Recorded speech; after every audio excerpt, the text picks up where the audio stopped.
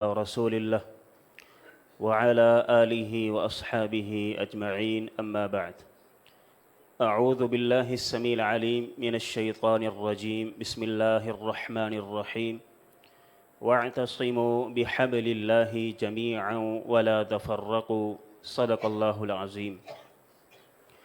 احباب ذی وقار، موجودہ حالات میں ہم اپنے اسلام کا جائزہ لیتے ہیں تو مسلمانوں میں کثیر اختلاف پایا جاتا ہے، اور اختلاف اس حد تک ہم مساجد کا انالیسس کر کے دیکھیں، ہمیں ہر نمازی کی نماز کا طریقہ مختلف ملے گا۔ ہم مسلمانوں کی عبادات کو دیکھیں، ہمیں روزوں کے طریقے مختلف ملیں گے۔ کسی بھی عبادت کو لے لیں، مسلمانوں میں ہر عبادت میں کثیر اختلاف موجود ہے، اور شیطان نے ہمیں اس اختلاف کے حوالے سے اسلام سے اتنا دور کر دیا ہے، اور ہم اختلافات میں اتنا آگے نکل چکے ہیں کہ ہم نے اپنی مساجد کو بھی تقسیم کر لیا۔ یہ فلاں کی مسجد ہے، میں یہاں نماز نہیں پڑھوں گا، یہ فلاں کی مسجد ہے، میں یہاں سے گزروں گا بھی نہیں۔ اور اس اختلاف میں بھی ہم یہاں تک آگے نکل گئے کہ کوئی ہمارے مسلک سے ہٹ کر نمازی آ جائے، ہم اس کو اپنی مسجد میں جگہ دینے کو تیار نہیں ہیں۔ آئیے اس اختلاف کے حوالے سے اللہ کے نبی صلی اللہ علیہ وسلم نے پیشین گوئی کی تھی۔ صحیح بخاری کی روایت ہے، حضرت عرباض بن ساریہ رضی اللہ عنہ روایت کرتے ہیں، فرماتے ہیں کہ اللہ کے نبی صلی اللہ علیہ وسلم نے ہمیں نصیحت فرمائی، اور یہ نصیحت اتنی فصیح اور بلیغ تھی کہ ہمارے جسم کانپنا شروع ہو گئے۔ اس نصیحت میں اتنا اثر موجود تھا کہ ہماری آنکھوں سے آنسو جاری ہو گئے، اور معلوم یہ ہوتا تھا کہ کسی رخصت ہونے والے کی نصیحت ہے کہ جو جاتے ہوئے ساری باتیں بتا کے چلا جاتا ہے، کسی بات کو چھوڑتا نہیں ہے۔ اس نصیحت میں اللہ کے نبی صلی اللہ علیہ وسلم نے جو نصیحت کی، کیا فرمایا؟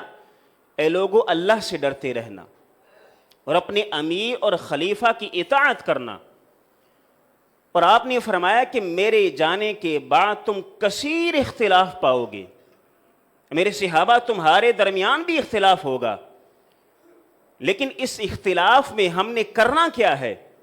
اور یہی سبق ہمارے لیے ہے کہ اختلاف پیدا ہو جانا کوئی بڑی بات نہیں ہے، لیکن اس اختلاف کو دور کیسے کرنا ہے؟ اللہ کے نبی صلی اللہ علیہ وسلم نے فرمایا علیکم بسنتی و سنت الخلفاء الراشدین المہدیین۔ اس اختلاف میں جو تمہارے درمیان پیدا ہوگا اس کو دور کیسے کرنا ہے؟ اس اختلاف میں تمہارے کرنے کا کام کیا ہے؟ علیکم بسنتی، تمہارے اوپر اس وقت میری سنت لازم ہے، وسنت الخلفاء الراشدین المہدیین، اور ایسے خلفاء جو ہدایت یافتہ ہیں، خلفاء راشدین کی سنت کو بھی تم مضبوطی سے تھامے رکھنا۔ اور اسی کے حوالے سے میرے بھائیو، اختلاف ہوتا کیسے ہے؟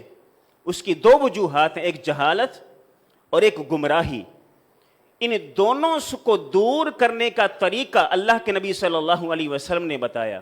موطا امام مالک کے اندر روایت موجود ہے، پیارے پیغمبر صلی اللہ علیہ وسلم نے فرمایا ترکت فیکم امرین، میں محمد صلی اللہ علیہ وسلم تمہارے درمیان دو چیزیں چھوڑ کے جا رہا ہوں، لن تضلوا ما تمسکتم بہما کتاب اللہ و سنت رسولی، جب تک تم ان دو چیزوں کو مضبوطی سے تھامے رکھو گے، ان دو چیزوں کو فرسٹ پریورٹی دو گے، ان سے آگے نہیں بڑھو گے، تم ہرگز اختلاف میں اور گمراہی میں نہیں پڑ سکتے۔ وہ کون سی دو چیزیں ہیں؟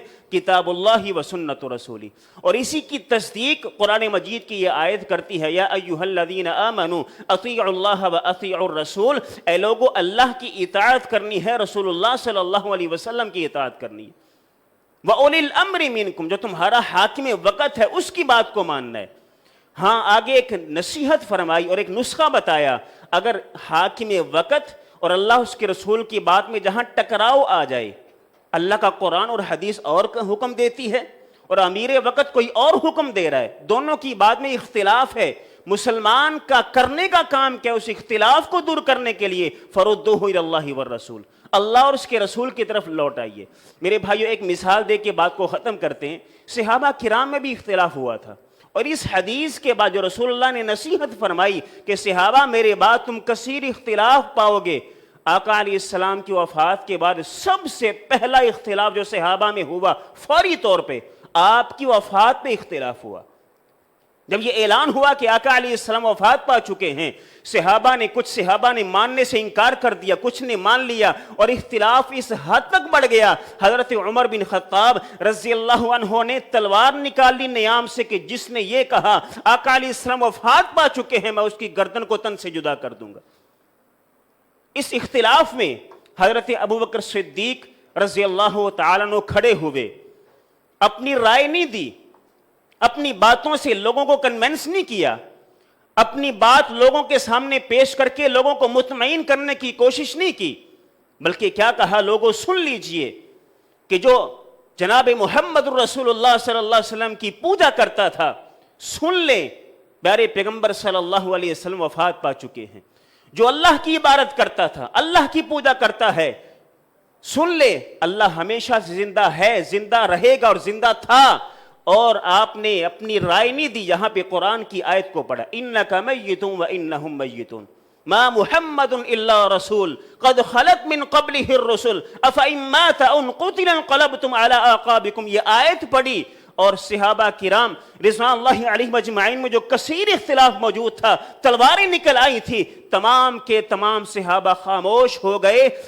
ابوبکر صدیق رضی اللہ عنہ کی شخصیت کی وجہ سے نہیں، آپ کی رائے کی وجہ سے نہیں، رب کا قرآن آ گیا، رسول اللہ کی حدیث آ گئی، اور یہی ہمارا آپ سے اور شریعت کا مطالبہ ہے۔ میرے بھائیو ہمارے درمیان ہم دیکھتے ہیں کثیر اختلاف ہے، بدعات کی بوچھاڑ ہے، اس کا حل واحد کیا ہے؟ اللہ کے قرآن کی طرف آ جائیں، رسول کائنات صلی اللہ علیہ وسلم کی فرمان کی طرف آ جائیں، محبتیں بھی پیدا ہوں گی، اختلاف بھی دور ہوں گے، اور دین صحیح معنوں میں سمجھ بھی آئے گا۔ اللہ سے دعا ہے اللہ ہم سب کو قرآن و سنت کو فرسٹ پیورٹی مان کر کے اسی کے مطابق زندگی گزارنے کی توفیق عطا فرمائے۔ وما علی الا البلاغ المبین۔